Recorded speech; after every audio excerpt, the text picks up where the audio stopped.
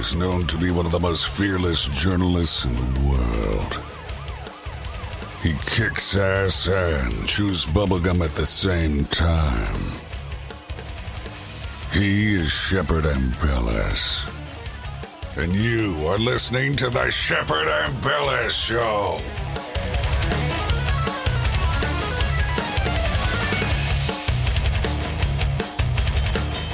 And without further ado, here is your host, Shepard Ambellas. Hello, everybody. I hope you're all having a good Friday. I know I am. Everything's going pretty good today. No more technical nightmares, we hope. I'm going to keep my fingers crossed. We're joined by the lovely Bethany Adani. She's going to be sitting shotgun as usual. And we got a very power-packed broadcast for you today. I'm talking information-packed. Bishop Larry Gaiters is joining us. He's host of Global Spiritual Revolution Radio. You can find that on iHeartRadio. It's nationally syndicated. Bishop Larry Gaiters, welcome to the show.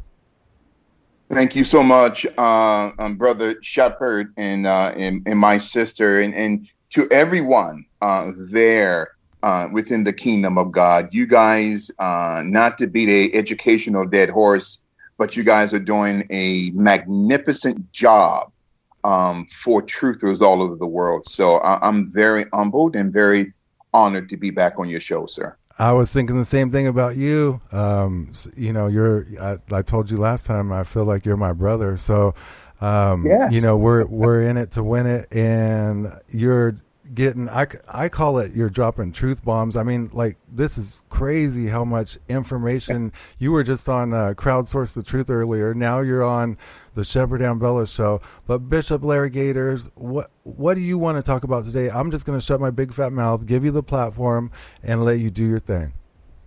Thank you so much, Brother Shepard and Sister Bethany. I am so excited to be here today. I just want to tackle this topic, the paradigm of manipulation, the paralysis of emotion. And in order to understand what's happening today in Minneapolis, Minnesota, and around the country, we have to dissect this foundation of deception. And it's interesting, one of my favorite historical poets, a man by the name of Alexander Pushkin, who is the father of modern day Russia, he once declared a deception that elevates us is dearer than a host of low truths. That's interesting. Again, a deception that elevates us is dearer than a host of low truths. So then when we talk about paradigm, we're talking about a pattern, a set replication, which is the birth of its origin. And so then the paralysis of it is the inability of the individual to think, to reason, to understand.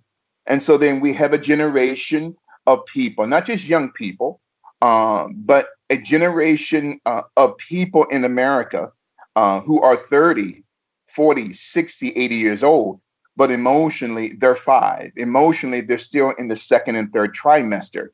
So then to wrap our heads around what is going on today with these riotings, okay, I call this problem reaction solution, where the deep state creates a manufactured crisis, okay, in order to solicit a emotional response from the people.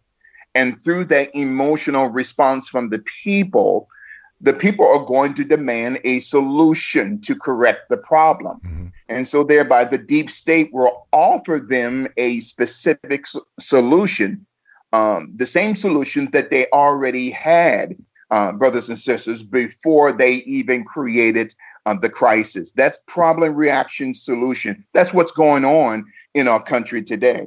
And so when we talk about the term manipulation, which is the deception of the algorithm of one's thinking, okay? So then the deep state has studied not just the Black mind or the psychic of Black people, but people in general, because most of these rioters, not all, But most of these writers, as we're beginning to dissect this paradigm of manipulation and the psyop of what we call emotionalism, we have to look at a term entitled neuroplasticity. So then the scientific term neuroplasticity simply means that the human brain becomes the very shape of what the individual is thinking at that moment. And so, speaking as a Black conservative, the deep state is weaponizing not only the historical pain of Black America, but they are also manipulating the historical trauma of Black America. By every time there is a young kid killed, a Black person killed by a cop, regardless of the race, creed, color, or ethnicity of the cop, especially if it's a white cop. So then through these manufactured crises, like George Floyd and Derek Chauvin, who actually knew each other. So then these deep state puppeteering masters, okay, like George Soros, whose real name is George Schwartz, who during the advent of World War II had sold out his own people to be gassed and to be executed. I'm talking about George Soros, whose real name is George Schwartz. And so to wrap our brains around this manipulation, this paradigm of manipulation, and the psyop of what we call the paralysis of emotion. And so as a teacher, as an academic, as a historian, I'm not only teaching a people, a generation, but I'm also teaching, brothers and sisters, a time. What time is it? How do we teach time? And so we know in timeology that time only goes one direction.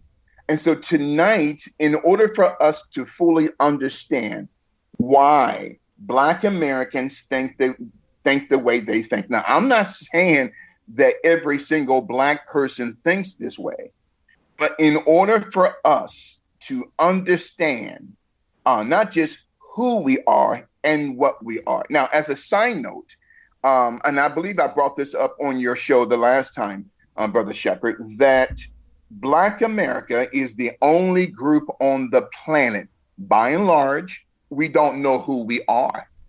We know what we are, but we don't know who we are. So we have a generation of celebrities that calls themselves 50 Cent, quarter, nickel, penny, Ice-T, Ice Cube, Ice Tray, Pitbull, 2-pack, 50-pack. Why? Because they don't look at themselves as a human being, being a part of the human race. They look at themselves unconsciously like an animal. Why? This is the result of 430 years of enslavement. And again, I'm not teaching victimhood. I'm a Black Republican. I'm a Black conservative. I am pro-Christ, pro-God, pro-Bible, pro-life, and pro-Trump.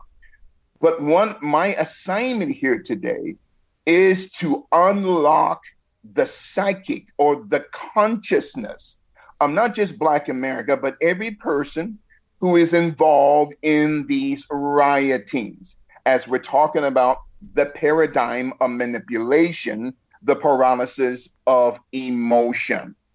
And there are two terms here that I really want to break down for your audience all over the world. Sure. And these two terms they're called telekinesis and omnikinesis.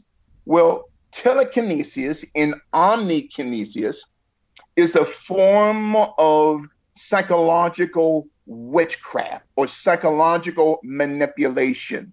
So thereby, brothers and sisters, this is where we get the term psyop. So to understand the rioter, we have to examine their historical pain and their historical trauma that they have never dealt with. Now, as a side note, as the Church of the Lord Jesus Christ, We cannot heal a person's past through civil rights legislation. No. Civil rights legislation or human rights initiative can never deal with the sin problem of what we call immorality. And so then this is a part of the paradigm of manipulation, which is the paralysis of emotion, okay? And so then the deep state, and there's a very powerful book that came out some years ago entitled The Deep State by Mike Lofgren. He was the first person in U.S. history to create this term, deep state. Now, what is the deep state? The deep state is a global Luciferian shadow government of powers that you don't see. Not the powers that you do see, but the powers that you don't see. Now, for your biblical students, in the book of Daniel, the prophet in the Old Testament, in chapter 10 and 11, Daniel was battling against principalities and powers, right? Against principalities, what we call demons, who occupied the throne of the mind of a physical leader in that country. Let me explain that. So let's say you had Vladimir Putin in Russia, okay? So every nation from a spiritual paradigm has a principality demon that is driving not just that government in that nation, but is driving the political policies of that president, that premier, that prime minister, or king, or queen, or potentate. And so Vladimir Putin is being driven by what we call a principality or a demon, from whence we get the term principle. And so then the deep state is a global organized demonic system that is controlled by 13 families, 9 of which consist of what we call the Luciferian Round Table. There's a 1954 book entitled The Secret of Sigma Pi Phi. And I believe I brought this up last time when I was with you, Brother Shepard. Yes. So then The Secret of Sigma Pi Phi, yes, sir, on page 146 by Dr. Charles H. Wesley. Dr. Wesley says that there are 9 knights on this Luciferian round table. We're talking about the Rothschilds, the Rockefellers, the Oppenheimers, the Warburgs, who are the creator of the Fed, the Federal Reserve System, in December of 1913 on Jekyll Island off of the coast of the state of Georgia. Many other families, even the Lee family out of Hong Kong. So you have 9 families that run and that own 99% of the world's wealth. Where and the question that begs to be answered. So, Bishop, I thought there was 13 families that run 99% of the world, or they control 99% of the world's wealth. Well, the other 4 families are what we call the 4 protectors, okay, of these 9. So the remaining 4, we're talking about the Gates family, the George Soros family, okay? We're talking about some powerful people that run 99% of the world's wealth. That is what I call the deep state, not just of the Luciferian round table of 9 nations or 9 Illuminati bloodline nations and families, but the remaining 4, that which makes up the number 13, are sectioned off during what we call the geographical location of 4 corners of the earth. In other words, the square protects the. That's interesting. So then the square protects the circle. Yeah. The square, the last remaining Illuminati families protect the circle. Oh, yeah. Oh, yeah. Hold on. We got to go to a break. Bishop Larry Gaiters, is our guest. Global Spiritual Revolution. Search it on iHeartRadio.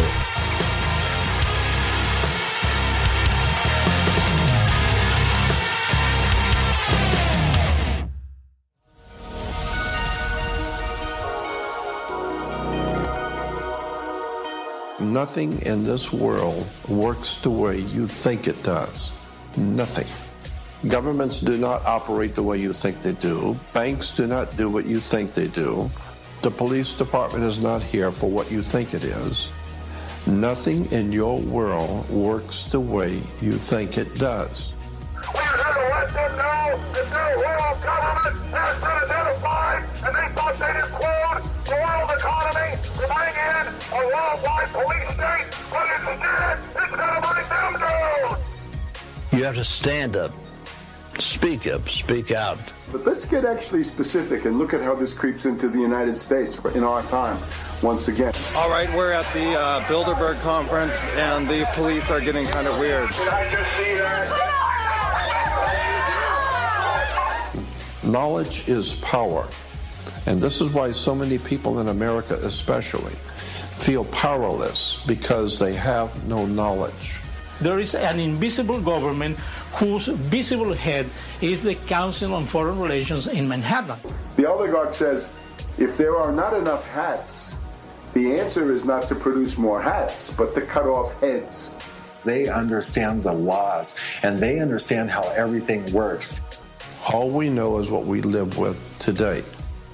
We can change our own reality by changing the way that we think. Once we change the way we think, then we change our perspective on the world, then things around us start to change. Shade, the motion picture, an Ambellas and Burmis film. Available for free on YouTube. Just search Shade, the motion picture. Unbound Productions, U.S.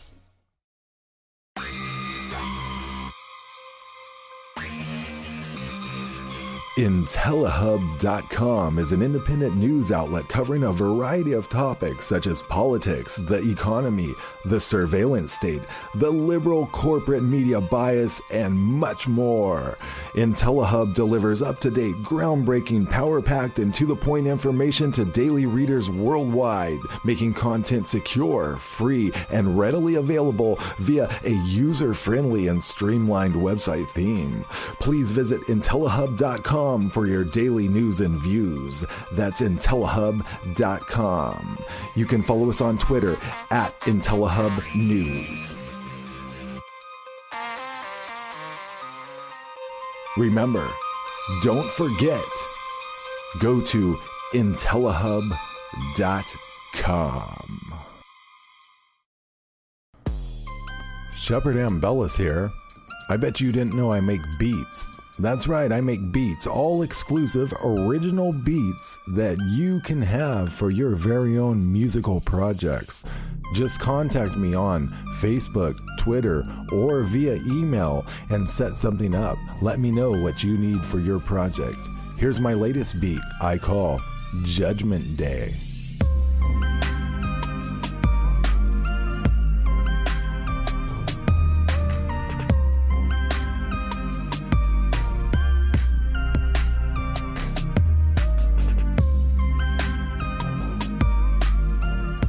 The all-original beat Judgment Day by Shepard Ambellas. Remember, if you need an all-original beat, contact Shepard Ambellas. Copyright 2020. He's forgotten more than most people know. If you've thought about it, he's done it. He once failed a high school course with an A+. He's Shepard Ambellas, and you are listening to his show.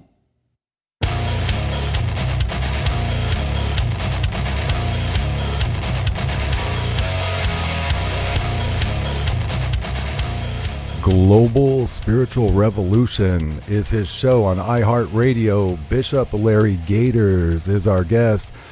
Bishop, go ahead and continue, man. I don't want to waste any time. You're really hitting them hard. Thank you so much, my dear friend. The paradigm of manipulation, the paralysis of emotion. And so the very consciousness or the cognitional thinking of what we call the deep state, okay?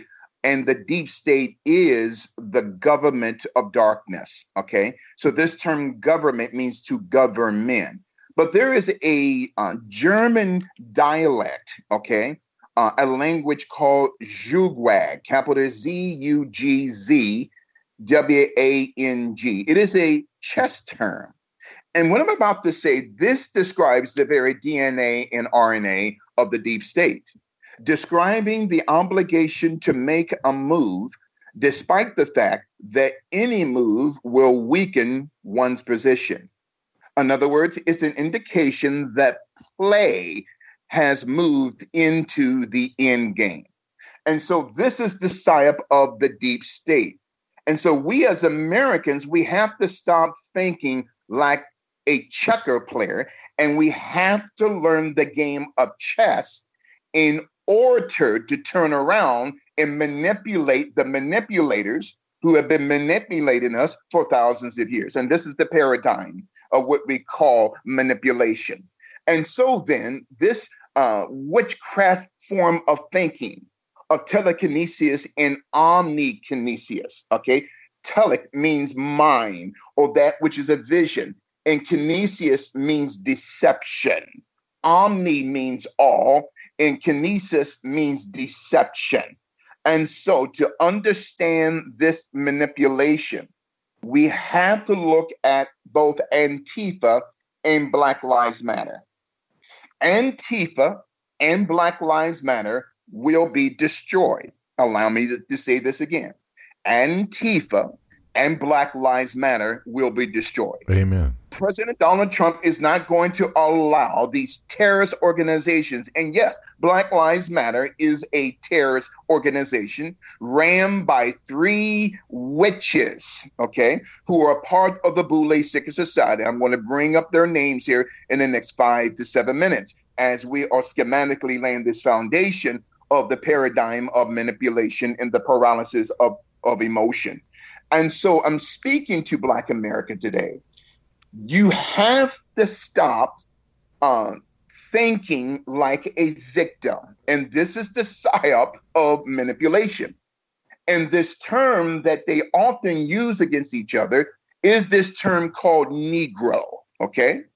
Now, the term Negro comes from the Greek word necro, capital N-E-C-R-O, which means necromancy or having sex with a dead body. You have to excuse me, brothers and sisters, because this is the thinking, not of all Black America, but a great percentage of Black America, as we're dissecting the paradigm of manipulation, the paralysis of emotion.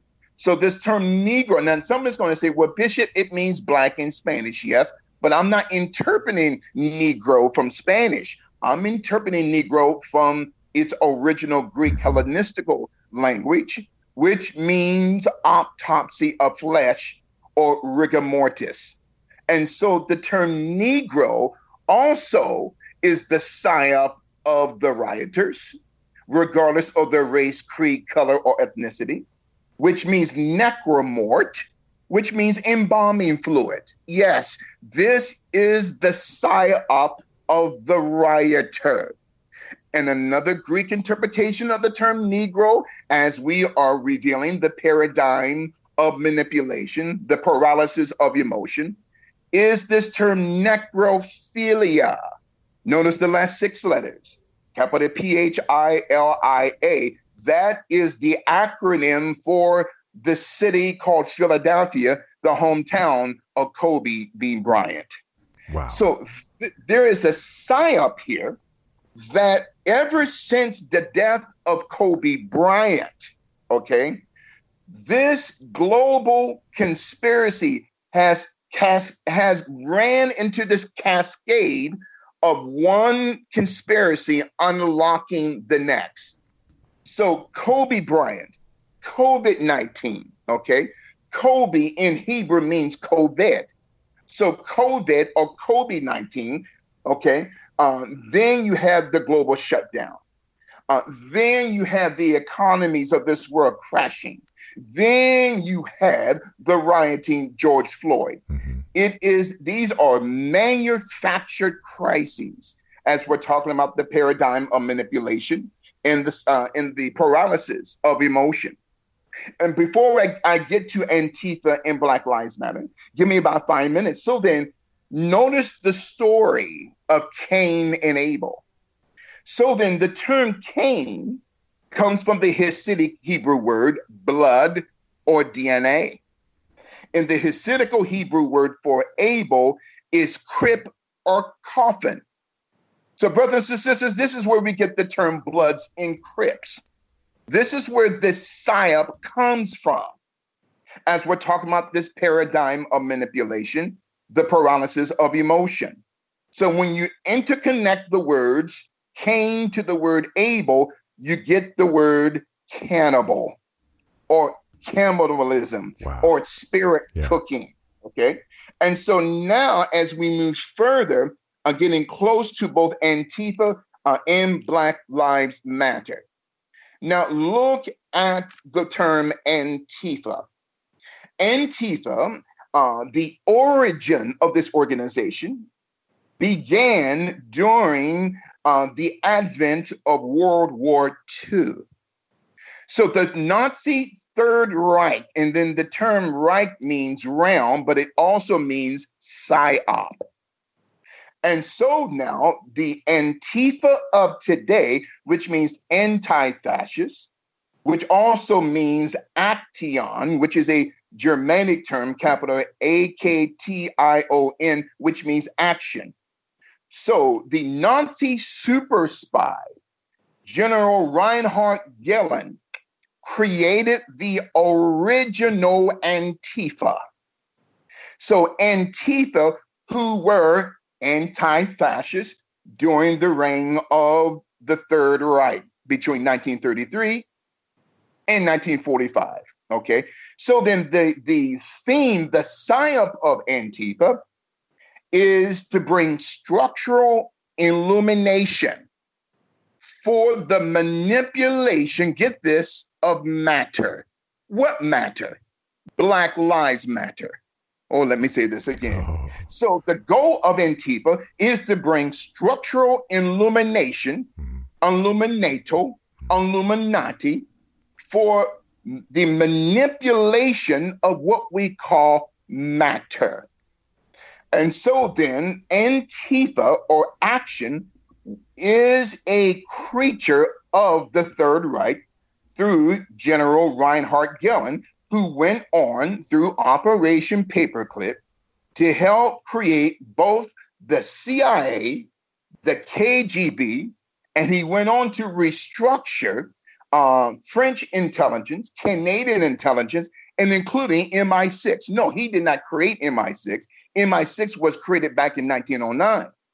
But after the advent of World War II, Reinhard Gehlen, a 33rd and 1/2 degree, what we call a Yorkshire or York Rite Masonic person. Wait a minute, I'm confused now. So then here is a German devil who was the creator of Antifa, but yet he is a part of a British secret society, okay, not of the Royal Rite organization in London, okay, or Scottish Rite, but the York Rite Masonic order. So he's a 33rd and 1/2 degree Mason. Okay. He was also a member of a unknown secret society called the Odd Fellows Secret Society. I began a new series on that this past Tuesday on Crowdsource the Truth. So then Antifa, in short, comes from the psychology of Nazism. Antifa, they are the racists. They are the fascists. So Antifa, everything that they're claiming, everyone else is. They are. Thank you. And you know what, Brother Shepard, you hit another nerve in me concerning that powerful nerve. That's why you're a great host. Both of you guys are. So Antifa, is the military arm of Black Lives Matter, and Black Lives Matter is the propaganda arm of Antifa. What does propaganda represent? It comes from two Latin interpretations: to prop, to elevate in public view in order to bring what we call an agenda.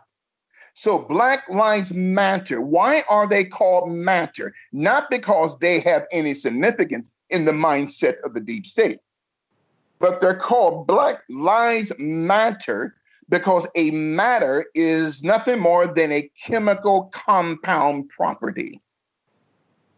This is Black Lives Matter, not in the mindset of Black people, but in the mindset of their slave masters who are controlling them and deceiving them, once again, George Soros, through the Open Society Foundation. So Antifa comes from the psyop of the Third Reich, okay, beginning through the Galen organization, which his founding father was one of the most powerful, Nazi spies in history, a super spy, okay, Reinhard Gehlen. And so then, as we move further, man, this gets deeper here now. So the term, getting back to deep state, it has another interpretation. So the term deep, okay, comes from the Taiwanese word Siam, capital S-I-A-N, which means Siamese. State means twin. So you can take one word or phrase like deep state or two words and interpret it 9,909 in different interpretations, because according to scholars of linguistics, we have probably around 9,909 languages. Some say more, some say less. Then we have over 14,000 dialects and over 33,000 accents. So when we say deep state, not only are we referring to the cognitional thinking of hell, but deep state represents that two Siamese head, demonic head, okay, of what we call order out of chaos, the tattoo on the chest of George Floyd with a double-headed eagle. That's deep state. One eagle represents Antifa. The other eagle or demon represents Black Lives Matter. Not because they matter to the deep state, but in the mindset of the deep state, they're nothing more than a chemical compound. And this is what we're talking about today. This paradigm of manipulation and the paralysis of emotion. How would George Floyd even know this type of knowledge? He's 6'6.5", but there's no open coffin, okay, during his wake. So he's 6'6.5", but the coffin is 6'1.5". How does a man strength like that at depth? This is the paradigm of manipulation and the paralysis of emotion. And that's a signal, according to the Encyclopedia of the Masonic Order, or the Masonic Encyclopedia. Now, notice the terms: encyclo or cyclops.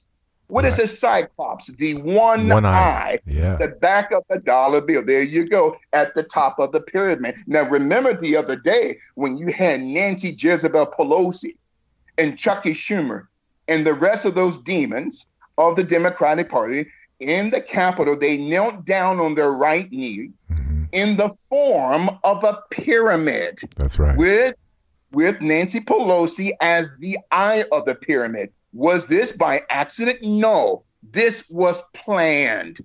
As we're talking about this psyop of manipulation through the consciousness of what we call emotionalism.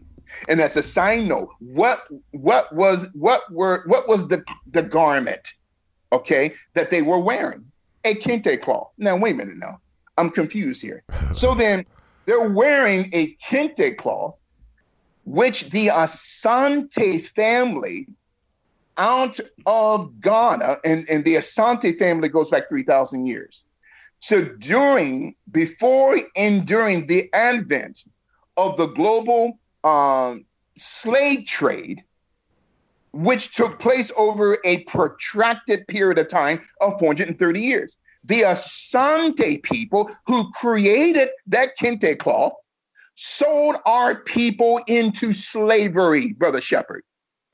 Yeah. So then why would the Democratic Party wear a garment that's tied to an African family that sold their own people into slavery? They're hiding their agenda in plain sight, and they want to make everyone their slave. They are listen, you know what? They're not even hiding it anymore. That's what I mean. It's just straight up in plain sight. In plain sight, my friend, as we're talking about the paradigm of manipulation and the paralysis of emotion. So Antifa, which was called the German AB Action Group, okay? AB Action Group. So then the original Antifa was created by the Third Reich through General Reinhard Gehlen when they occupied Poland, okay? During the first week of September in 1939, the beginning of World War II. So the Nazi Party, the Third Reich, now there's a Fourth Reich called Antifa and Black Lives Matter. Yes, they are the Fourth Reich, or the fourth realm of this psyop. And their goal as the Fourth Reich, I'm talking about Antifa and Black Lives Matter, is to give birth to a Fifth Reich. What is that? The destruction of the Constitution, the destruction of the Declaration of Independence and the Bill of Rights, and to take your guns away and my guns away. First, abolishing the Second Amendment in order to establish a communist caliphate in this country. Yeah. That's what they want to do. They're tearing down all history, pretty much turning America inside out any way they can. Absolutely fascinating how deep this web goes and how it interconnects, and one thing just leads to another, and it just keeps going. But I've never seen anything like it. The dots are connecting, especially because we got people out there like Bishop Larry Gaiters running his radio show, of course, in Telehub. But I mean, this is all the dots are starting to connect, and this information's making it out. But there, have you noticed the awakenings happen at the same time? Like there's a lot, it seems like at the same time they're rolling out this manipulation, and they're manipulating more people at a rate greater than ever before, Bishop Larry Gaiters. But it also, there's a spiritual awakening. Have you noticed that? And you hit this right on the button, my friend. There is a major spiritual awakening, because even in that word propaganda is the word pagan. Capital P-A-G-A-N, pagan. And I keep telling black folks, stop calling yourself African. And every time I say that, they think I've lost my mind. They say, Bishop, what are you talking about? I'm an African. Do you know that the original name of the continent was not called Africa? It was called Alkebulan, capital A-L-K-E-B-U-L-A-N, which is a Coptic Egyptian word meaning the Garden of Eden. Well, how did Alkebulan become Africa? During the Second Punic War in 202 BC, okay, there was a white Roman general by the name of Scipio Africanus of the Africanus family, who had defeated Hannibal in Carthage, which is present-day Libya, and changed the name of the continent from Alkebulan to Africanus, which is Africa today. Now, there's going to be people saying, oh, I don't believe that, Bishop, because he got his name after he won the war, which is not even the case. But see, that's black people thinking, because they want to hold on to the psyop, okay, of a person who had nothing to do with our history, Scipio Africanus. So the Africanus family were heavy into spirit cooking and heavy into child pedophilia and child sacrifice, but yet you got the black diaspora calling themselves Sure. Fascinating stuff. Another break snuck up on us. We got one more segment with Bishop Larry Gaiters on the other side. His radio show, Global Spiritual Revolution. Search it on iHeartRadio.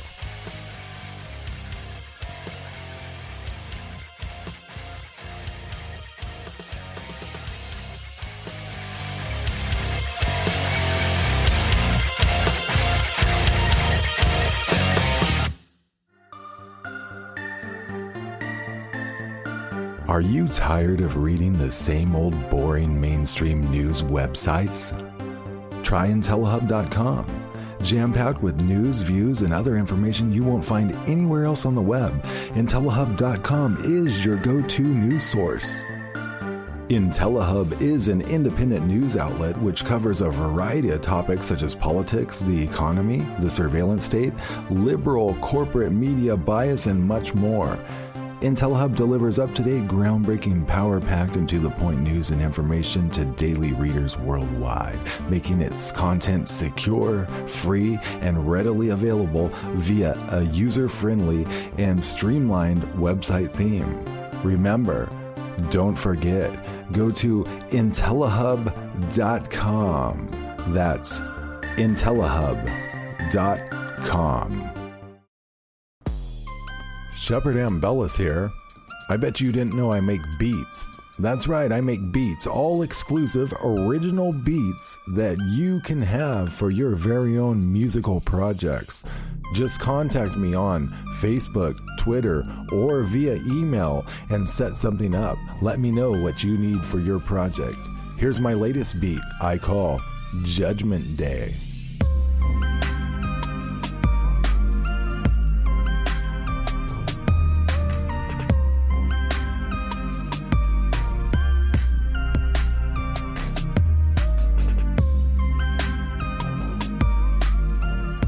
The all-original beat Judgment Day by Shepard Ambellas. Remember, if you need an all-original beat, contact Shepard Ambellas. Copyright 2020.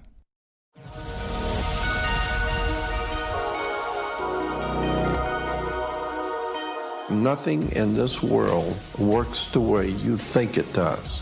Nothing. Governments do not operate the way you think they do. Banks do not do what you think they do. The police department is not here for what you think it is. Nothing in your world works the way you think it does.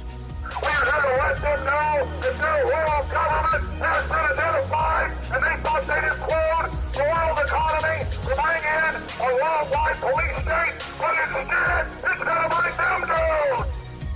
You have to stand up. Speak up, speak out. But let's get actually specific and look at how this creeps into the United States in our time once again. All right, we're at the Bilderberg conference, and the police are getting kind of weird. Did I just see that? Knowledge is power. And this is why so many people in America especially feel powerless, because they have no knowledge. There is an invisible government whose visible head is the Council on Foreign Relations in Manhattan. The oligarch says, if there are not enough hats, the answer is not to produce more hats, but to cut off heads. They understand the laws, and they understand how everything works. All we know is what we live with today. We can change our own reality by changing the way that we think. Once we change the way we think, then we change our perspective on the world, then things around us start to change. Shade, the motion picture, an Ambellas and Burmis film. Available for free on YouTube. Just search Shade, the motion picture. Unbound Productions, U.S. He always skips the first date simply because he can. He once attended a Bilderberg meeting with a camera. His 2 cents are worth millions. He is Shepard Ambellas, and you are listening to his show.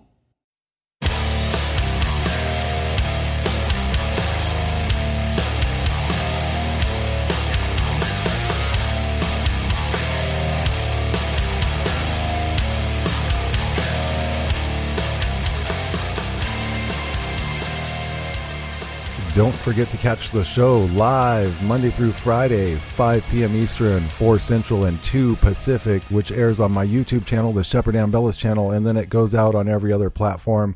After that, we're also now on Apple Podcasts, so that's pretty cool. Our guest right now with us is Bishop Larry Gaiters. His radio show is Global Spiritual Revolution.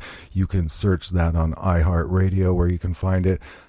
Bishop, we were talking about Africa, the true origin. Continue. Yes, absolutely. Thank you so much, man of God. So the original name of Africa was not Africa.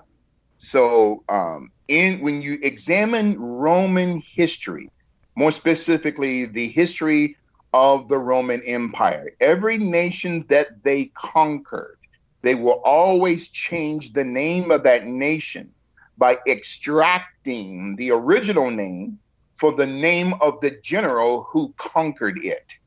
80% of the nations on the continent that we call Africa are named after Roman and Persian families. I kid you not. So this is the paradigm of manipulation through the paralysis of what we call emotion. Now, quickly here, now you notice the insignia of Antifa, okay? Well, that insignia of a two-pronged, two-flag creation, which is more of a double Soviet sickle system, okay? Kind of like Arm & Hammer sickle. So the original Antifa logo, okay, of black and red that they have now, but the original, that logo came from the creation from the Bolsheviks in the Bolshevik Revolution in October 1917, where a killer, a political protege by the name of Mikailovich Molotov, who is the creator of the Molotov cocktail, created that flag that we call the flag of Antifa. They got it, okay, from the Bolshevik Revolution in 1917. Who would know this? George Soros. So that Antifa is both the foundation of Nazism and the political manifestation of Soviet fascism. That's the foundation of Antifa, that they also have the capital A with a circle around the A. That is a denominational witchcraft symbol. That's Antifa, with the flag being a creation from Mikailovich Molotov, who is the creator of the Molotov cocktail. Well, who's using Molotov cocktails? Not just Black Lives Matter. Antifa. Okay. Now let's get into, oh man, this is mind blowing. As we're talking about the paradigm of manipulation and the paralysis of emotion. Okay. So before we get into Black Lives Matter, how many squares do we have on a chessboard? 64. So when you go into the lobby of the Central Intelligence Agency, it has 64 squares, black and white, black and white. When you look at the seal of the 1st Psychological Operations, U.S. Army 1st Battalion, it has the head of the eagle looking westward to the Western Hemisphere, okay? And it has not just the eagle, and some even have a horse, depending on the type of psychological operation. So the 1st Battalion U.S. Army Psychological Division logo has that eagle, but most have what we call the knight head. It's the head of the horse looking to the west. So the floor of the Central Intelligence Agency, the lobby, okay, that was constructed not only by Wild Bill Donovan, one of the founding fathers of the CIA, but including General Reinhard Gehlen. So then when you and I will go into the lobby of the CIA, you and I, Shepard, become a chess piece, a pawn. This is how sick these people are, as we're talking about the paradigm of manipulation and the paralysis of emotion. So below the head of that horse, I'm talking about the 1st Psychological U.S. Army Operations, okay? And as a side note, the U.S. Army has at least 1,000 PSYOP operations. I'm not even talking about the Navy, the Air Force, and the Marines. So at the top of this logo of the 1st Battalion Psychological U.S. Army section of our the most powerful army on this earth, it has the head of a horse. That represents the individual, is nothing more than a chess piece in a pawn. Mm-hmm. Then you have a sword. And then below the sword, you had a twisted tassel, okay, with colors white, red, or white, black, which represents not only the floor, the library floor of the CIA, 64 squares, but it also represents, okay, that psychological manipulation, which we call the paradigm of manipulation in the psyop of what we call emotionalism. Well, on the chest of George Floyd, okay, he has that double headed wing of a bird. Now, interesting, some pictures say the number 32 on his chest, some say 33. So if it's 32, half of 64 squares is 32. You see how deep this thing is. As we're talking about the paradigm of manipulation and the paralysis of emotion. Then you have 2 players, okay, which represents the Eastern Hemisphere and the Western Hemisphere. They have 16 pieces each, 16 times 2, 32 degrees within the Masonic order. Now we're going to get into Black Lives Matter. So Black Lives Matter is the creation of not just the CIA, but the creation from the CIA through George Soros. So George Soros is using the pain and the historical trauma of a people who don't know who they are.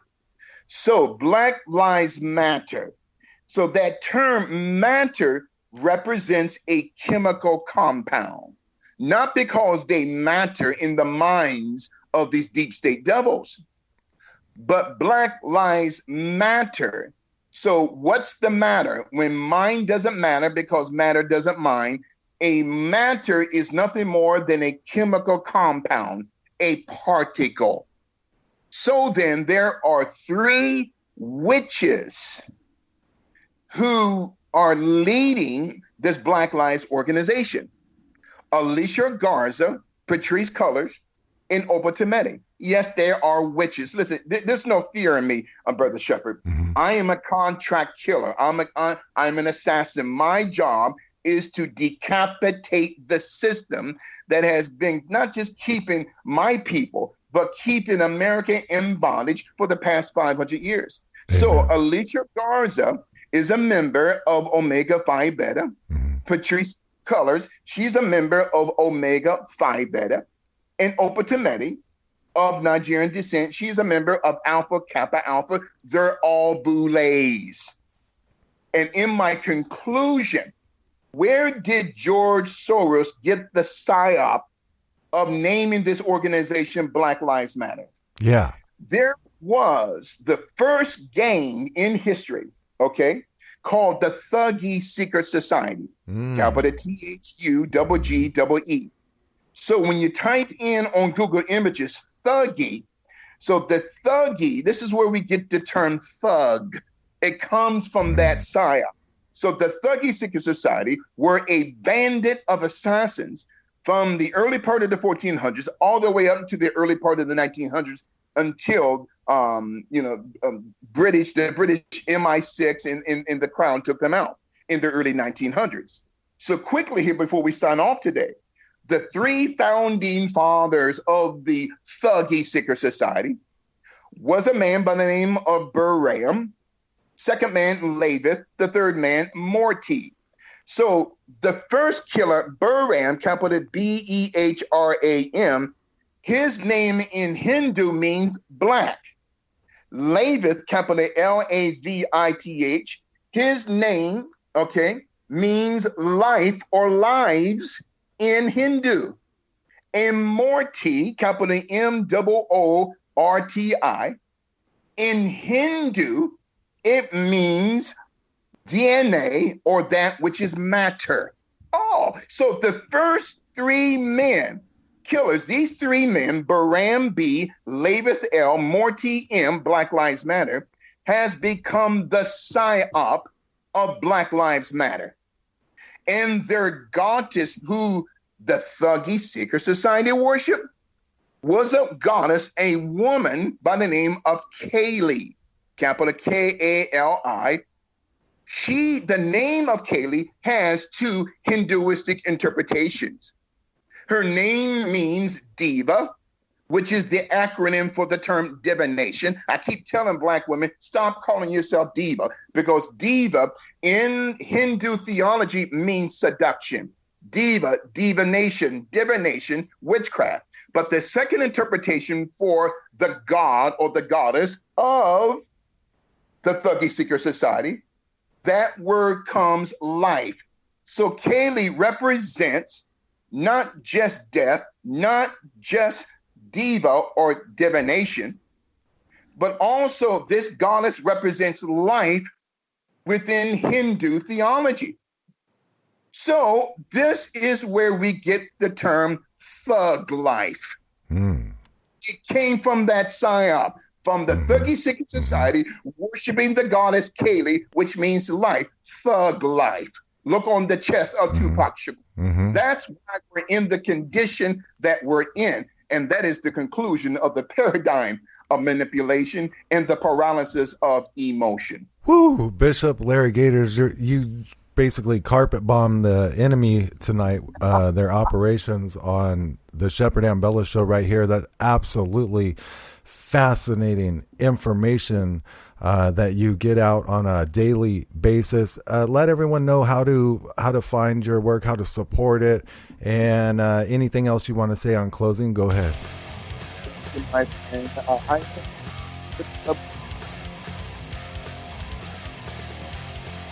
You with us, Bishop? Ooh, you're kind of cutting out. You're kind of cutting out for some reason. Bishop Larry Gaiters, make sure and check him out. Global Spiritual Revolution, iHeartRadio. We'll be back on the other side with some talk. Thanks, Bishop.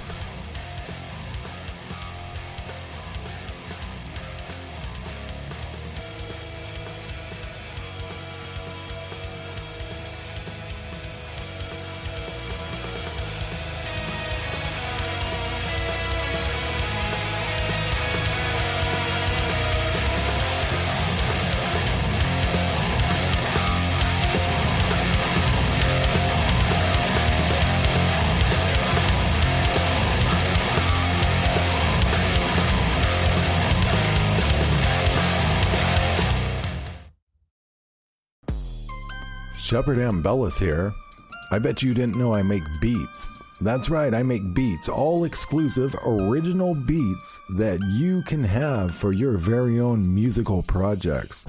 Just contact me on Facebook, Twitter, or via email and set something up. Let me know what you need for your project. Here's my latest beat I call Judgment Day.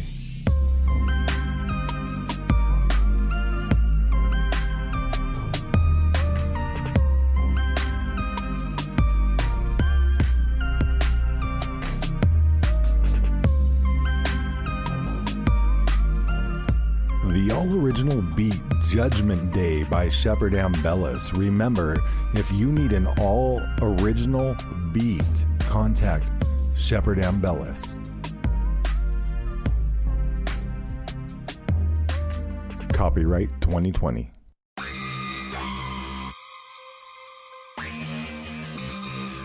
IntelliHub.com is an independent news outlet covering a variety of topics such as politics, the economy, the surveillance state, the liberal corporate media bias, and much more.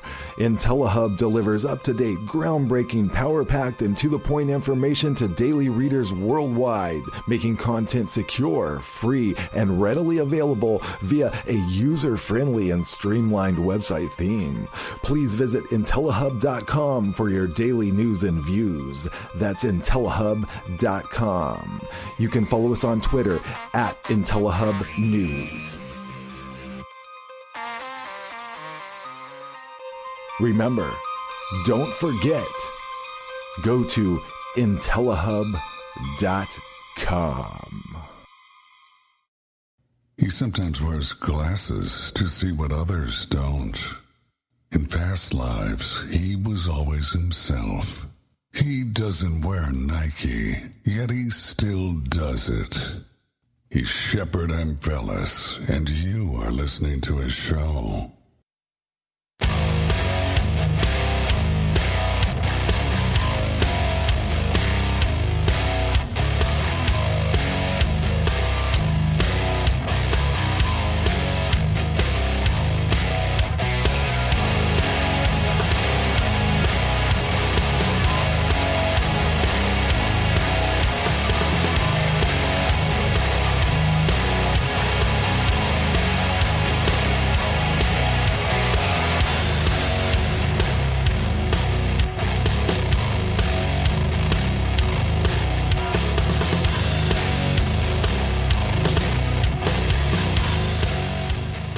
You're listening to hour number 2 of the Shepard Ambellas Show.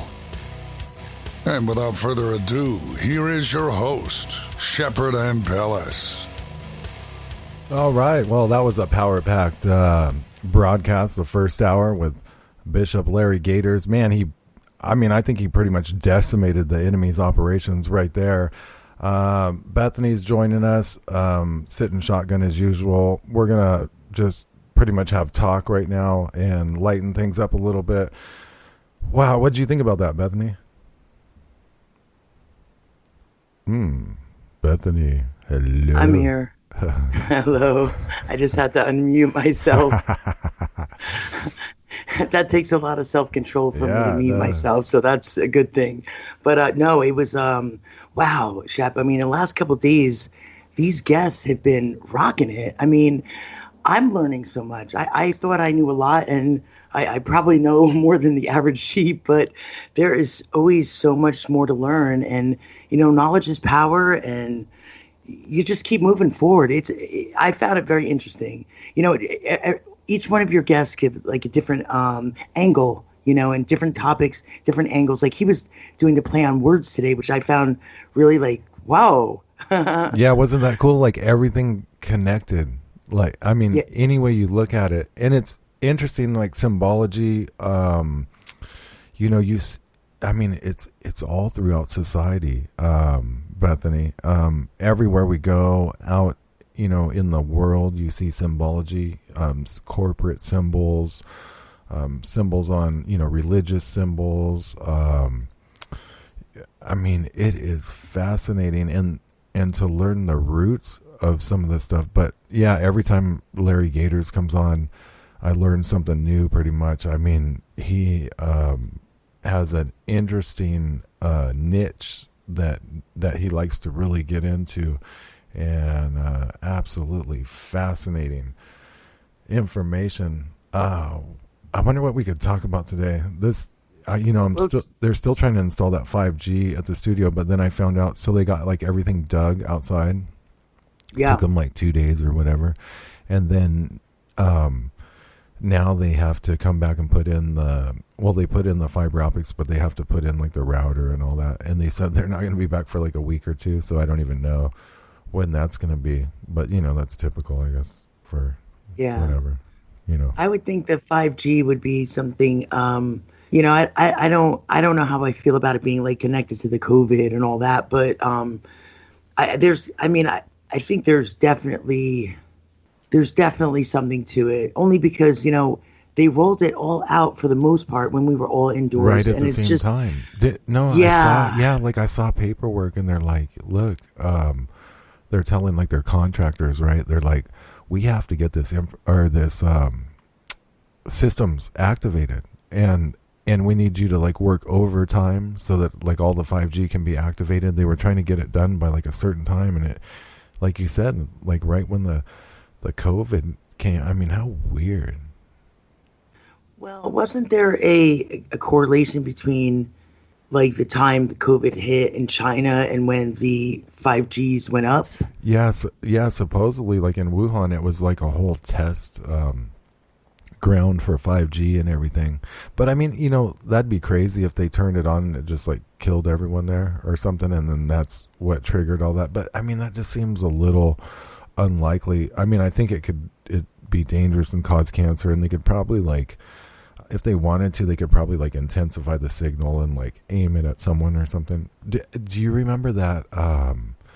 What was it? You know, the sonic weaponry that they talked about in Cuba, and the diplomats got hit with that. Did you hear about that?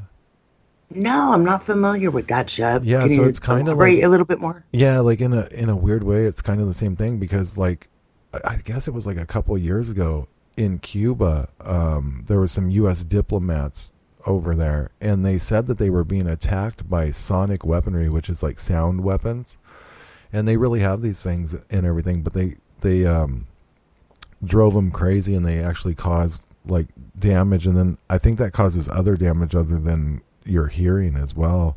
So it's like this crazy weapon that like intelligence agencies and stuff have and can use, but they activated this over in Cuba on our diplomats, and it's like it was reported in the mainstream. It's pretty weird.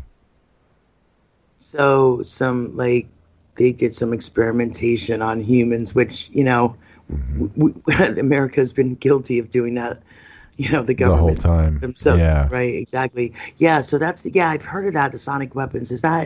That's related to, that's not NASA, sound, right? Sound. Okay, right, the sound, but isn't there a word for it?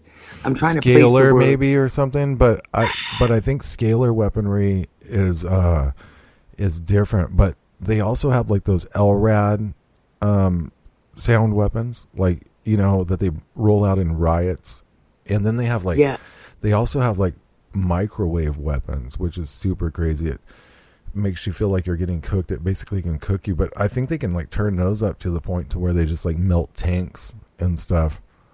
I think people, you know what, I think there's doesn't have to like connection with the gang stalking, you know. That's another there's like targeted individuals that talk about this. Yeah, I mean it you know, I've actually, I mean that's an interesting topic too. And you know, the thing is, Shep, there's so much, like sometimes I feel like, you know, I don't know as much as I thought I did, but there's so much, like you said earlier, there's just, it's such a large, like it just one thing leads to the next and the next and the next, and it goes on and on and on. And you're never going to like absorb it all, because there's so much to learn about, so many. How can you? I mean, they pretty much got their hands in pretty much everything, I would say. Yeah. Like I like to call them sticky fingers, you know? They got the sticky fingers going on. Yeah, totally. I mean, gang stalking, you know, targeted individuals, these TIs. I used to talk with one, and, you know, he would tell me pretty fascinating stories. Interesting, you know. I mean, you don't know if these people are a little bit crazy or if they're really being targeted. I would say it's probably like you know, some of them are crazy, some of them are really targeted. The one I talked to, you know, he would tell me all sorts of stories. Like basically, you know, anytime he would try to go to sleep, there would be something that would, you know, some kind of noise would, like all of a sudden the neighbor would be mowing the yard in the middle of the night or something, you know, just like crazy things. And he would associate all these things with gang stalking and, you know, people messing with him and stuff. And it seemed a little odd. And then, you know, you just also wonder, could it be a string of bad coincidences or whatnot? But he would talk about like a targeted individual. He would say that, like, basically, like, you know, the FBI, the CIA, they hire a lot of foreign nationals, a lot of, you know, like, I don't know, Somali, and in black, Ethiopian, you know, different nationalities that are within certain communities. And these are the people doing a lot of the targeting operations, supposedly. And, you know, he would say, like, he'd go to the grocery store and, you know, like people would bump into him with their cart and they'd block him on every aisle, like the same person or something. And, you know, but he would say that, like, you know, it would go to the level, he would say like the FBI and stuff's in on it, and it would go down to like a landlord level to where they either blackmail him or, you know, they offer him bribes and gifts and stuff. And basically, he would say, okay, well, it appears they authorized a noise campaign. So like he would basically be ready to go to sleep. And then, the upstairs neighbor would just start pounding on the apartment the whole time or something, even though that's not their schedule or something. And that, so, you never know, but this is the level supposedly they go to in these targeting operations and whatnot. Yeah, I mean, it's when I first learned about that gang stalking, and I haven't done a whole deep, research study on it. However, I mean, I kind of was like, this sounds a little bit like, yeah, cuckoo. Mm-hmm. However, you're talking about like basically like what it comes down to is compartmentalization. And so we've seen that on a bigger scale. So why not? And, so maybe. Yeah, he was also saying there's like private corporations that go around and do this and they get paid for it. So I don't know who would hire these people or how it works, but like, someone could hire someone to go target someone. And he also said there's operations they call draining. So, they'll be like assigned to you, and basically their whole job is to drain you of, they want to drain, all your resources, basically. Anything they can do to make you, if they can get you to where you're broke and you can't operate, or, they fry all your electronic equipment, you got to buy all new equipment. It just goes on and on. He was telling me how he goes through and, he's like super cautious, right? So, he would like, use low tech measures to see if he was being stalked or monitored. So, because he said they can basically evade all high tech security, all these gang stalkers and CIA and FBI. So if you have like cameras around your house or security alarm or whatever, that doesn't matter to them. They just get around it. So he would do things like he would put like spaghetti noodles under his doormat, like on the inside of the house. And then like that way, like if they were broken, like when he came home, he would know that someone was in his house, and this would like constantly happen.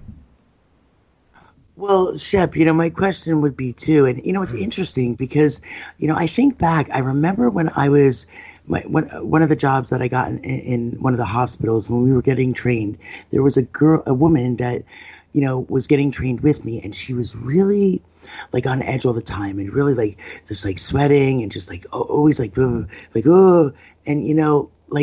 it's really weird because at the time I was like, wow, this chick she's bizarre. Like, what's her problem? And I mean, I wasn't mean to her. I kind of was like, Jesus, what's going on with this woman? And ultimately, she ended up getting she didn't make it through the like orientation and all that but basically like the story she was telling me, I can't remember specifics, but it was gang stalking. She was telling me how there was people that were like, they were sabotaging her, and of course back then, like I knew nothing about gang stalking. I hadn't even started my journey down the rabbit hole. I mean, not even. Yeah. So it was just, I mean, I felt sorry for her, but like looking back, it's really strange because like now I look back and I think everything she was saying, it was like that's basically she was saying she was gang stalked, and it was, I mean, whether it was real or not, I mean, it was real to her. But I was skeptical. I was very skeptical about this topic. And again, like I would have to do a lot more research because I've kind of brushed on it. And I've actually talked to a few people that, like you, Shep, I mean, like, well, my question for you would be, this person that you talk to, and this is the question I always have. Why would they be targeted? Like, what would be the reason? Psychological warfare just because, or like what experimentation? I don't know. I often thought that this person that was talking to me could potentially be running some kind of psyop for like an intelligence agency or something. even on me. So like, for instance, like, someone contacts you and they start talking about how they're targeted, and that could affect certain type of person to the point of where they themselves start getting paranoid. Yeah, that's so the I don't thing. know. And, you know, this guy had like super connections and stuff, and it was like a little weird. He wasn't like your average run of the mill guy. Highly educated, spoke like 5-6 languages fluently. You know. Wow. Just pretty weird, yeah. Wow. Well, you know, again, it's like the gang stalking thing. It was always like, but then MK Ultra. I mean, when you look at all this other stuff, when you look around you, when we've been talking about the Shep, about the masks, and this is, you know what, they are pushing the envelope, and I don't know if it's just me. I'm going to tell you something. These masks, unless, and I'm like asking your audience, or pass it on, please start taking a stand, because these masks aren't going anywhere anytime soon. I mean, if you want to be mask free, it's not going to be the government telling you you're allowed to be. It's going to be you saying, damn it, I'm going to be mask free. I don't even care. I mean, like, I'd like to see them try to make me wear one.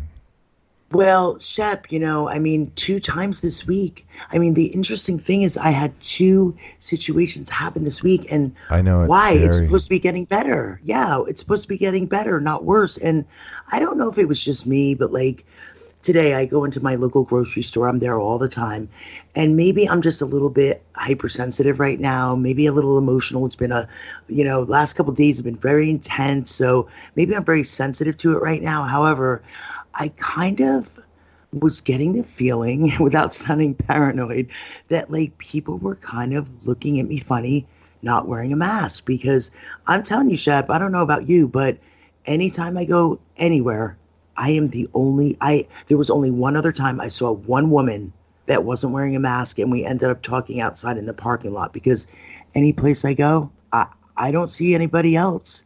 And I wish more people would take a step, because if we all peel those masks off, I mean, people that truly believe it's not going to harm others. I mean, if you have this belief that it's going to harm somebody else, hey, by all means, you do it. You got to go with your conscience. I don't believe it's going to harm others. However, that's up to individuals. But that's the point. It's up to us as individuals. My body, my choice. What happened to that? Where's all these feminists, Shep? Yeah, really, where's all these feminists? I guess they disappeared the pussy hat crowd or whatever. All that. And the vagina costumes. Don't forget those. Where's Madonna when you need her?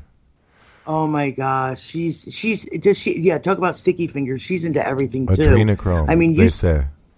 Well, Shep, you know, did you see when she made that announcement and joined quote unquote forces with Bill Gates? Did you see that video? Not really. I think that I think I caught like part of that and I forgot to watch it or something. That it's just vaguely like sparks my memory.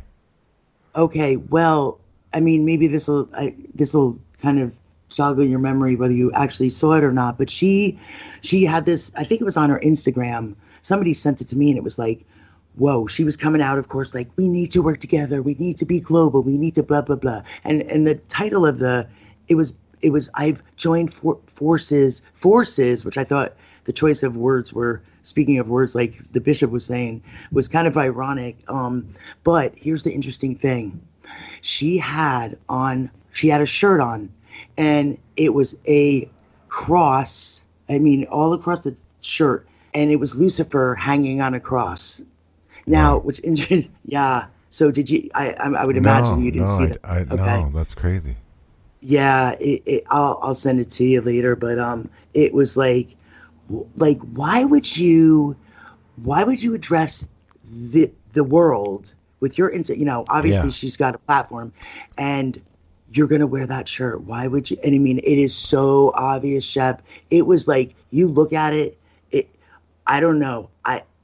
I get dark feelings when I see stuff like that. There's just things that like go through, like it just goes through my soul, and it's, why would you do that? Like, unless there's, well, We know why, but on Monday. Okay. You know, yeah, they just came in and told me. I guess Hillary Clinton's gonna be with us on Monday. Something happened in her schedule to where she couldn't make it, so she's gonna appear on the Shepard Ambellas Show on Monday. She's gonna join us for one segment. That's all she has time for. But that's great. We'll take it. Hillary Clinton on the Monday show. We'll be back on the other side. You're listening to the Shepard Ambellas Show.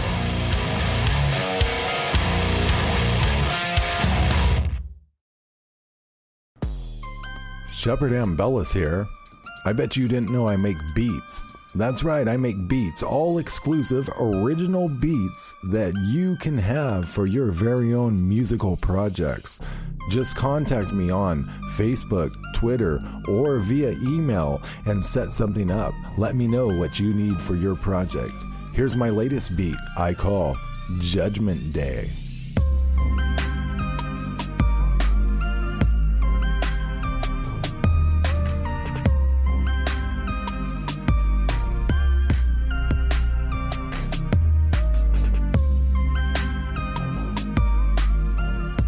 The all-original beat Judgment Day by Shepard Ambellas. Remember, if you need an all-original beat, contact Shepard Ambellas.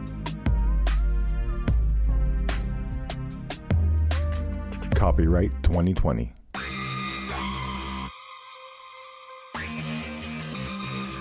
IntelliHub.com is an independent news outlet covering a variety of topics such as politics, the economy, the surveillance state, the liberal corporate media bias, and much more. IntelliHub delivers up-to-date, groundbreaking, power-packed, and to-the-point information to daily readers worldwide, making content secure, free, and readily available via a user-friendly and streamlined website theme. Please visit IntelliHub.com for your daily news and views. That's IntelliHub.com. You can follow us on Twitter at IntelliHubNews. Remember, don't forget, go to IntelliHub.com.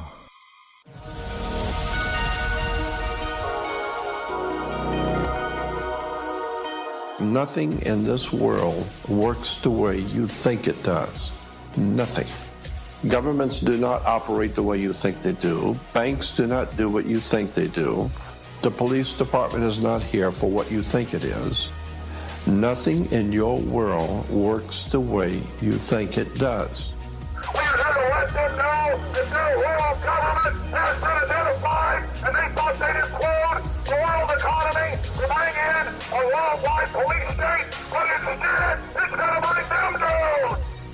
You have to stand up, speak out. But let's get actually specific and look at how this creeps into the United States in our time once again. All right, we're at the Bilderberg conference, and the police are getting kind of weird. Did I just see that? Knowledge is power. And this is why so many people in America especially feel powerless, because they have no knowledge. There is an invisible government whose visible head is the Council on Foreign Relations in Manhattan.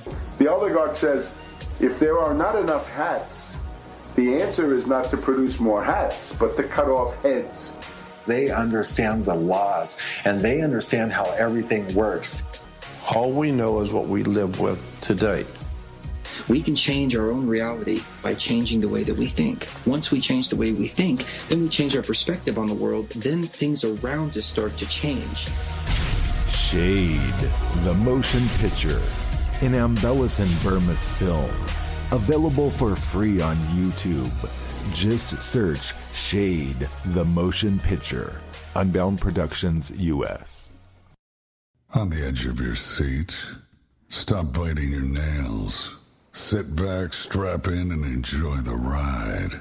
You're listening to the Shepard Ambellas Show.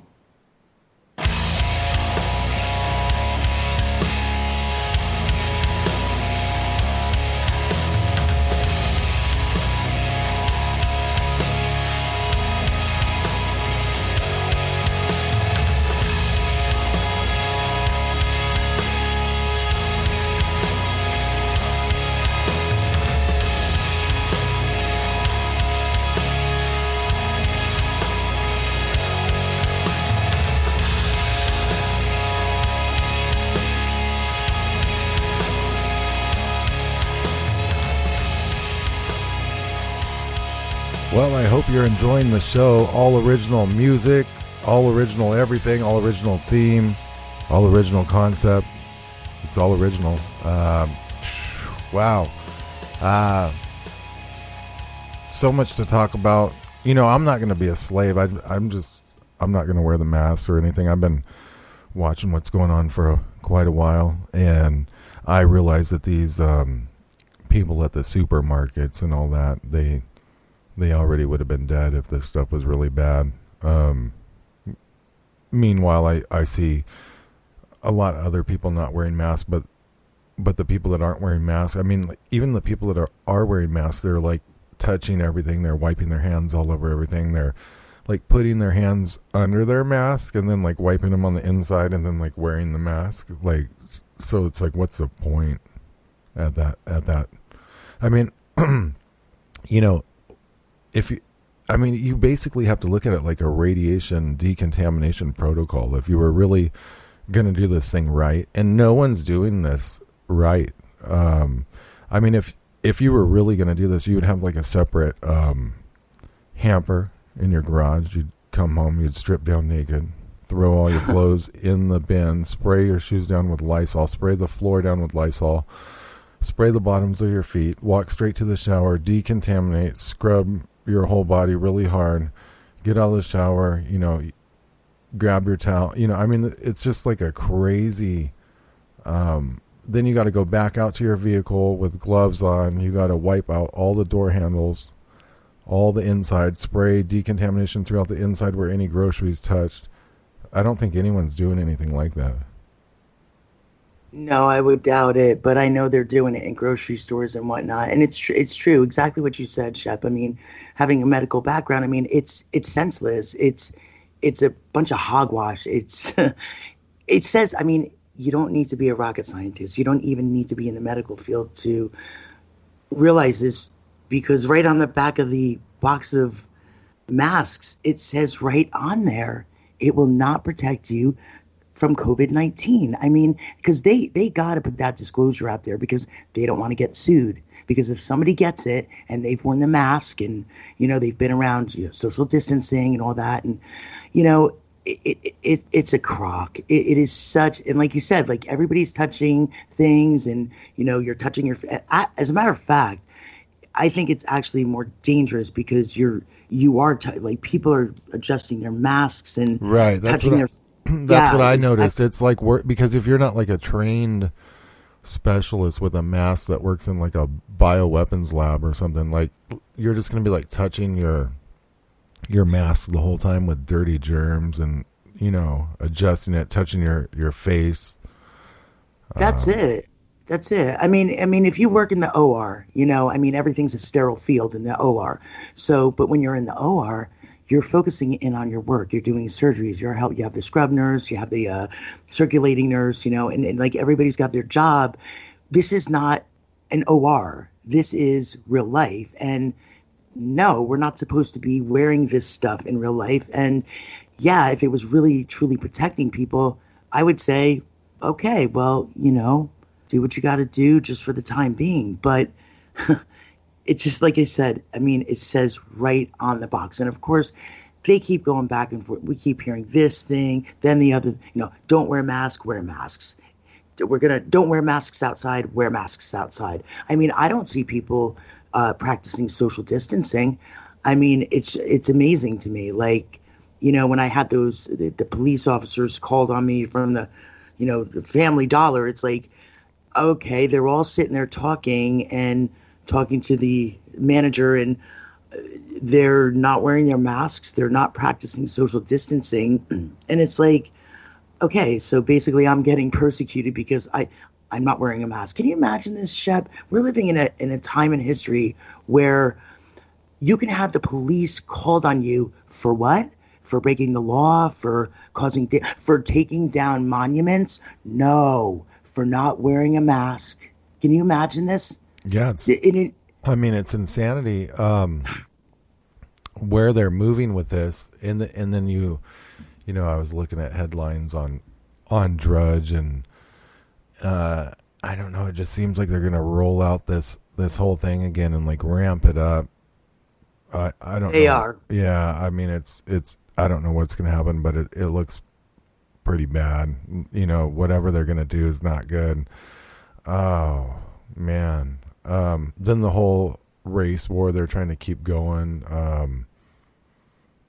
You know, basically they're just trying to also create a bunch of political diversions to keep people sidetracked and like wrapped up in while they do everything behind the scenes. Well, that's the whole thing, and it's maddening because, you know, you try to figure it out. You're trying to figure out what are they up to, what are they doing, and it's like, no, don't look over here, look over. It's like the magician. Don't look over there, look over here, look over here, look over there, and it's like, I don't know, Shep. I mean, this week was very intense. I'm like I said, I'm very honored that to be a part of this launch here. But it really is. It's so intense, and it takes so much energy out of you because it's reality. I mean, this isn't like kind of like, you know, back in the day when I started first learning about this. You know, you could see it happening slowly. But now it's like we are on this is the front lines. This is the war. I mean, the war is here. They've brought the war to us. You know, it's not coming. It's not threats. It's here. It's here. Yeah. No. Did you hear about this? There's 3 people died in Mexico from drinking hand sanitizer because it contained methanol. And I was just wondering, like, you know, how many people have went around and you know, like tried to drink something because they thought they had COVID or something. Meanwhile, they probably just had like the normal flu, something like that. Did they say why? No, it's weird. It's like it didn't say, but I just feel like, you know, why else would you drink hand sanitizer? I mean, how strange. Well, it's got alcohol in it. Like they were trying to get drunk or something. Yeah, that happens too. I mean, you know, come on. We had people eating Tide. Was it Tide? Yeah, Tide Pods. Can you believe those idiots? Oh my gosh! Like it's all shock value, I think, and that's, you know, can you imagine being like? I mean, I'm sure things were tough when we were growing up, but like the pressure kids are under today, and look at what the youth. This is what bothers me the most about all this, Shep, is that I look at kids, including my own, and it's like that's where I start to get like weepy because it's like, man, it's. Look at this. The future's not looking too bright. I mean, we can just keep moving forward. We keep marching on, be soldiers, you know, and keep doing what we're doing. But I don't know, man. Sometimes it gets very discouraging, and it is very, very draining. I say that honestly because I think, I don't know about you, Jeff, but like sometimes I would imagine, because I feel this way myself. And I know there's people out there like me, and I'm reaching out to them, and people are reaching out to me. However, I mean, sometimes you feel so alone. Like when you're in those situations, when you're in the grocery store and you're the only one not wearing a mask, or you have the cops called on you, or, you know, you're being denied even like curbside service because you're not wearing a mask, and people are questioning you. Mm-hmm. It's like you're standing there by yourself, and it's, to be honest, I like to try to be a hard ass, but the truth is, you know, it's intimidating. It's intimidating. Yeah, no. I was thinking about something I wanted to bring up. Dogman, the new. I listened to this. Oh, there he goes. I listened to this Dogman Encounters channel on YouTube, and every Friday, they come out with a new one. So I got to listen to that tonight. I was just thinking about it. It's always like some crazy story, you know. Like, I don't know, like these guys, they lived near this dirt road out in the woods, and they were about 5 miles down this dirt road in their little buggy, like one of those little off-road buggy things, and right. Apparently they like encountered this thing, and you know, it was close, and the driver actually shot at it, and it supposedly blew a piece of its pectoral muscle off, and this thing like started chasing after the buggy. The guy took off in the buggy, and the other guy's trying to get the gun jammed, and the other guy couldn't get his pistol. The driver couldn't get his pistol because it was like going all over the place because they're going down this dirt road. Like he said they were going like 50 in this thing because apparently because they're like 9 feet tall. Sometimes they can run like real fast supposedly. And I mean, you know, if these are true stories, but I mean, it's weird because it just seems like people couldn't make this stuff up. Like when you listen to these stories, you're just like, wow, it's so weird. I've listened to probably like 200 of them now, 150 or something like that, like over the last 3 years or something.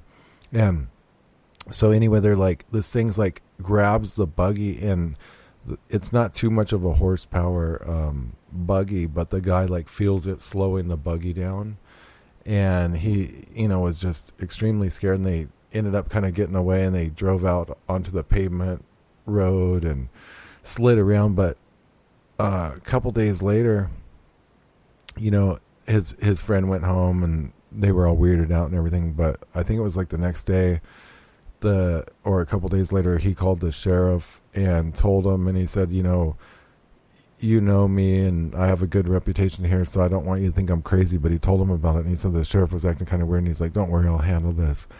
And then, so like the sheriff comes back out the very next day with like this black like van, like truck special thing, and you know, he starts talking to him, and all of a sudden this guy gets out in this special gear, and he kind of motioned, yep, you know, blah blah blah, and then a whole team gets out of that thing, and they had like this little radar dish, and whenever they would move that radar dish toward the guy's dog, the guy's dog would like cower, but he's like, well, they'll go handle this. And you know, I guess these people like went out into the woods supposedly, and it was like this special team. They had like government type patches on, but he couldn't tell like what agency. He's never seen anything like it. And they had all these like submachine guns and stuff like that, and they go out in the woods, and for like 4 or 5 hours they come back and they go, you're all good for now. And he's like, well, what's that mean, I'm all good for now? And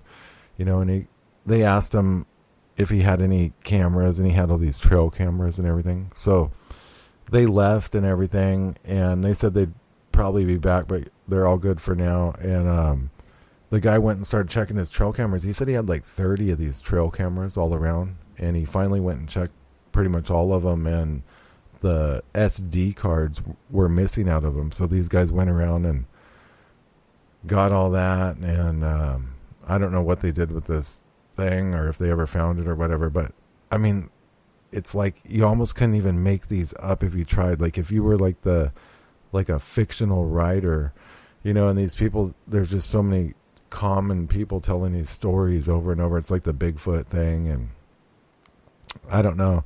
But anyways, I listen to that like every Friday pretty much, like, you know, if I have time, and I'll listen to it like at night because it's all creepy.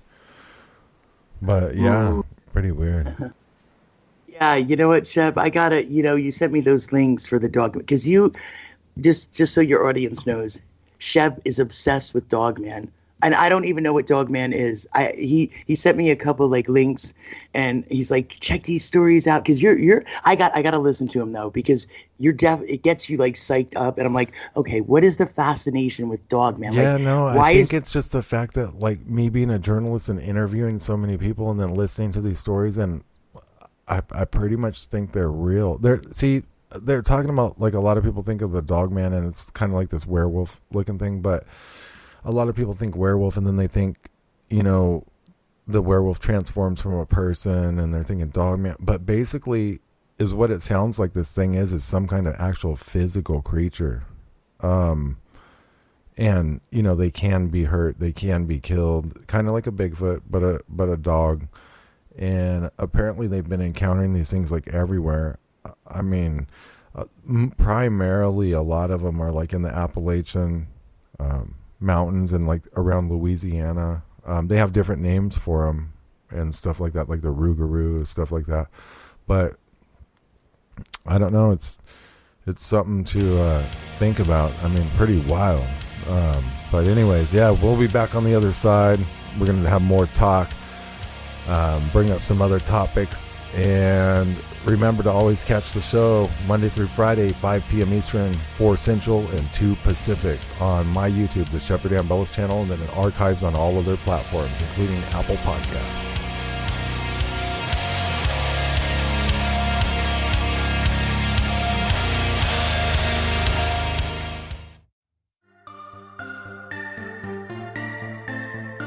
Are you tired of reading the same old boring mainstream news websites? Try Intellihub.com. Jam-packed with news, views, and other information you won't find anywhere else on the web, Intellihub.com is your go-to news source. Intellihub is an independent news outlet which covers a variety of topics such as politics, the economy, the surveillance state, liberal corporate media bias, and much more. Intellihub delivers up-to-date, groundbreaking, power-packed, and to-the-point news and information to daily readers worldwide, making its content secure, free, and readily available via a user-friendly and streamlined website theme. Remember, don't forget, go to Intellihub.com. That's Intellihub.com.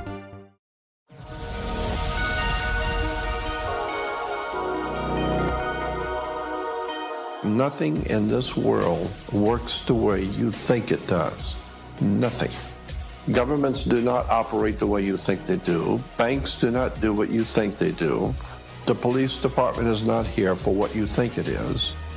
Nothing in your world works the way you think it does. We are here to let them know that their world government has been identified, and they thought they'd include the world economy to bring in a worldwide police state, but instead it's going to bring them down. You have to stand up, speak out. But let's get actually specific and look at how this creeps into the United States in our time once again. All right, we're at the Bilderberg conference, and the police are getting kind of weird. Knowledge is power. And this is why so many people in America especially feel powerless, because they have no knowledge. There is an invisible government whose visible head is the Council on Foreign Relations in Manhattan. The oligarch says, if there are not enough hats, the answer is not to produce more hats, but to cut off heads. They understand the laws, and they understand how everything works. All we know is what we live with today. We can change our own reality by changing the way that we think. Once we change the way we think, then we change our perspective on the world, then things around us start to change. Shade, the motion picture, an Ambellas and Burmis film. Available for free on YouTube. Just search Shade, the motion picture. Unbound Productions, US. Shepard Ambellas here. I bet you didn't know I make beats. That's right, I make beats, all exclusive, original beats that you can have for your very own musical projects. Just contact me on Facebook, Twitter, or via email and set something up. Let me know what you need for your project. Here's my latest beat I call Judgment Day.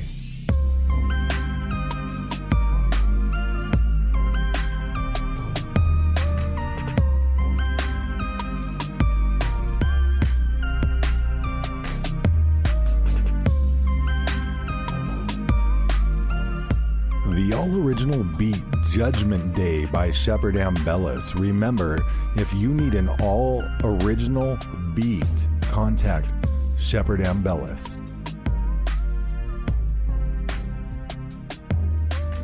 Copyright 2020. He prefers Dogman over Bigfoot and Mothman. He once got in a fight with a pit bull and won. His passion for the truth is infinite. He is Shepard Ambellas, and you are listening to his show.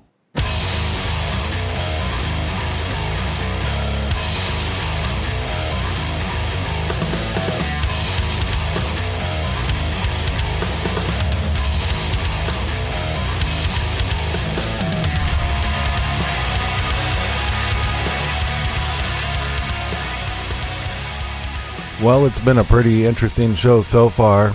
Now it's going to get a little weirder. My friend Daniel,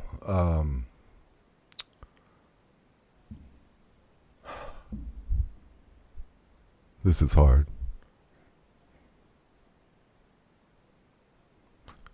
Hold on.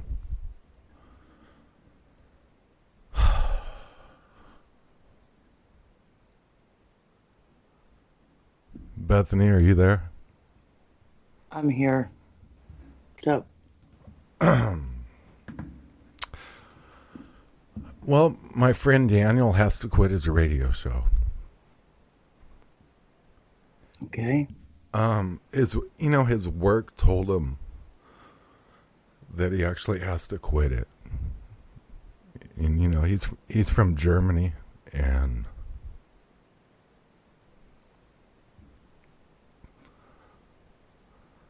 I don't know.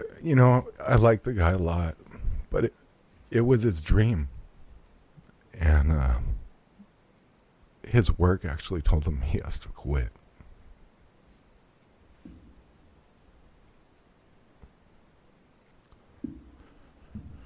So anyways, he was on he's been on my show, Daniel Groth, the Was ist das podcast. He's a friend of mine. But he's devastated, because he has to make money, and he has to work, and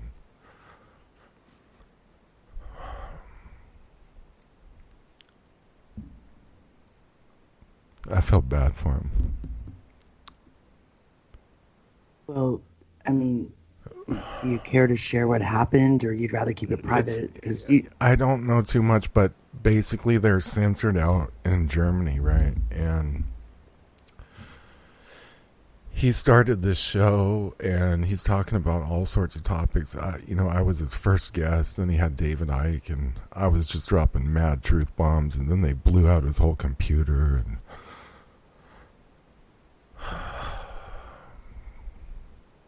man, I'm sorry, Shep. You're like really broken up, That's loyalty right there, man. Anyways, if you know Daniel, support him. Let him know.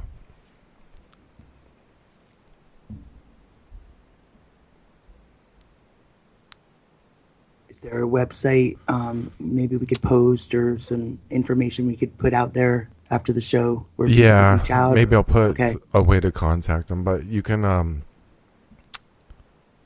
he's actually going to delete his Twitter.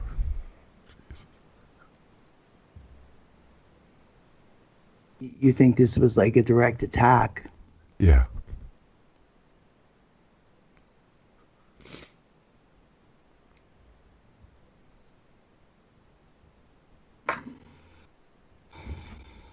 Serious stuff. I mean, don't realize. Guys, I've been through thousands of attacks that are far worse than that, but they got to him early.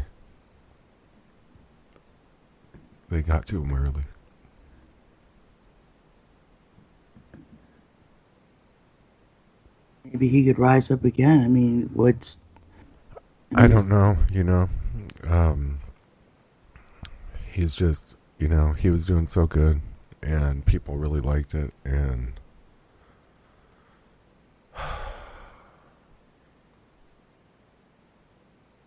did he have like a website or radio show, kind of like what you do? Yeah. WID question mark or Was ist das podcast. And it just sucks that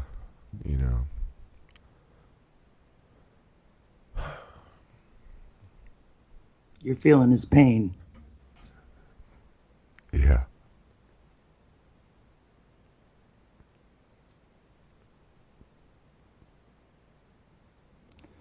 Wow. I'm sorry, Shep. Sorry for your friend. Sucks. Yeah, well, I guess we'll have to go harder in the paint here. I didn't tell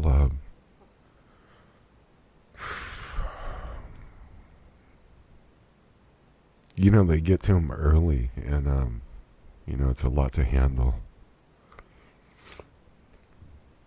Yeah. I mean, it's frightening. Actually, it's frightening. He's out of Germany. Is that what you said? Yeah, he's out of Germany, and so he's doing this radio show, and they actually come in and tell him, I guess, apparently, like, you can't do this or you're not going to have a job. That's what the world's come to. But I just know it was his dream and whatnot, and for them to tell him he can't, and he's in a rock and a hard place, basically. It's sad. But yeah, that's the New World Order, people, and see if they can basically block all of these outlets. I mean, I was shadow banned. I think I was like the first person shadow banned. I was shadow banned fully almost in 2013, 2014. I mean, to the point to where, I was getting major response on social media, and one day they just turned it all off, basically. Do you think that had anything to do with, Occupy Bilderberg 2012 and your... Yeah, no, it did. It definitely was directly related to that, as a matter of fact. It was. But, I know how it all works, and, I mean, people that do this, they're not really... they're doing this like... it's hard. I do this pretty much like 16 hours a day. I know Daniel was trying to juggle his job and the radio show, which, so, he didn't have any free time or anything. I don't either, but going between the job and the radio show, producing it all and all that. And I know he called me the other day and his whole computer got erased. And I was like, that's not normal. Wow. Like remotely almost. Yeah, like just totally. Well, Shep, the only thing I could say is, remember when you had Dean on the other day and he was talking about his experience in LA and how he went there for a different reason and how everything just flipped around and how it with the COVID and all that, the story he gave and his experience and how it put him on an entirely different path that he didn't expect to be on. So sometimes, and I know it's easier, when you're going through that, it's just, it's hard to hear that from people. Sometimes usually when people are going through that, I just like to try to listen, because when you say, like, it's kind of like, well, come on, this was his dream. This is what he wanted to do. But, sometimes things just like, what's that saying, when like a window closes, a door opens, or when one door closes, the saying I was trying to say. But yeah, maybe something happened. God only knows, like maybe he's just supposed to be on a different path, and it's hard to understand. I mean, that's crushing. I mean, especially when you're so passionate, and like I was talking about earlier, this takes so much energy out of you. I mean, Shep, I've always like researched this stuff and all that, but like when you're just like even talking to the guests and realizing like this is so real, and it takes a lot of energy. I mean, out of you. I can't imagine, like I'm pretty much just, doing minimal at this point right now, but I can imagine like the amount of time you spend and, other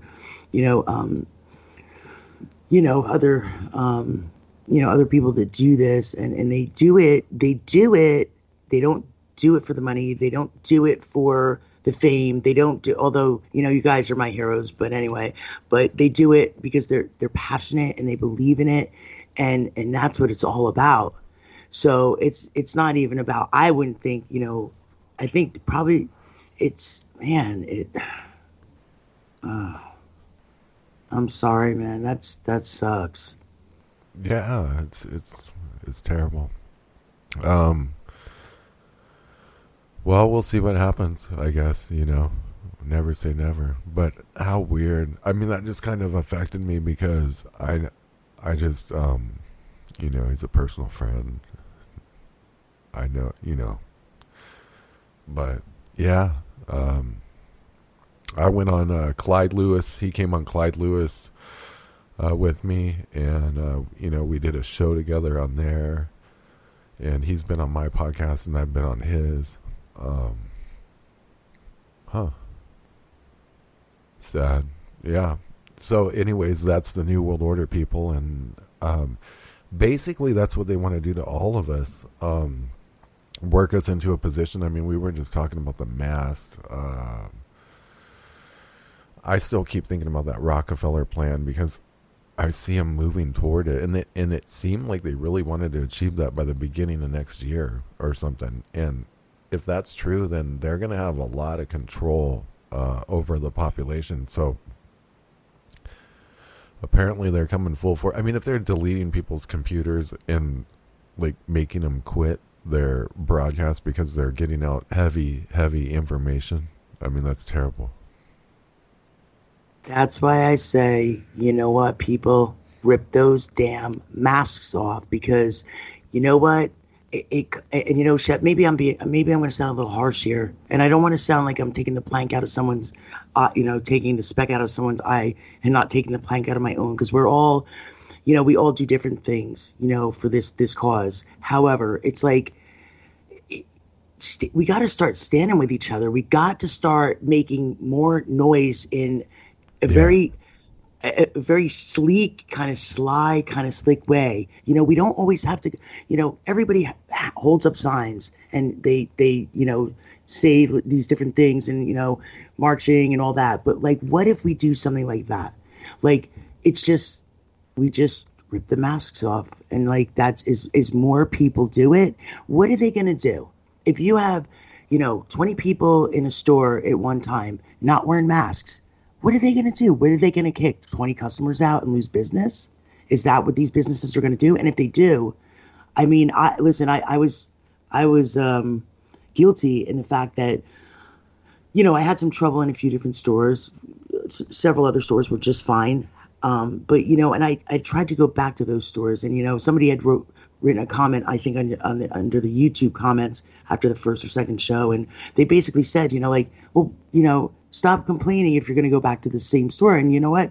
They were absolutely right. And I think sometimes it's like convenience, you know, it's, you know, it's the closest store there, you know, you want to drive the extra mileage. But you know what? Those are the sacrifices we have to start making. It's those little things. Think about it. Like founding fathers, look at all the sacrifices they made. Think of people that went before us. Like how much is that to really ask? You know, just, I don't know. I'm like really bummed out now. Jeff, this was supposed to be a fun show today. Yeah, no. What happened to our TGI Friday? Isn't that that's crazy? All right, man. You know what? I think it's a beautiful thing because you're showing your humanity, and that's, you know what, you know, that's a beautiful thing. So it just took that direction. So next Friday we'll party. But I'm going to listen to Dogman. Fireballs. Number 6. All right. Well, everyone, you can get the podcast on all the podcast platforms, especially Apple Podcasts. So check it out. We'll see you next Monday, I guess. Hope you enjoyed the show. Thank you.